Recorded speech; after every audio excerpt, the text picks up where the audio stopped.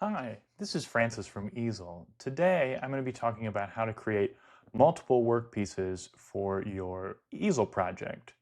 You can always create a new easel project by either starting here and selecting new project or clicking on project and new if you're already in an existing project. And certainly that's a way to create new designs, anything like that. But if you have something that's multi-layered or you have different components of a design, you can add work pieces to your easel project by moving down here and selecting these two chevron arrows right here. If you click on that, it'll kind of raise it up and you can see your existing workpiece here. So if I add something to it, there we can see my existing workpiece.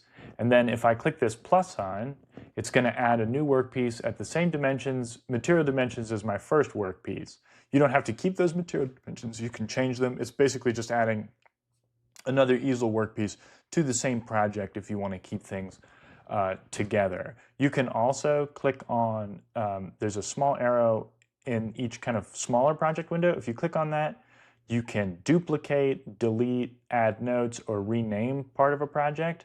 But if you duplicate it, it'll create exactly the same project, just in a new workpiece. Thank you. Have a wonderful day. To learn more, head over to easel.com.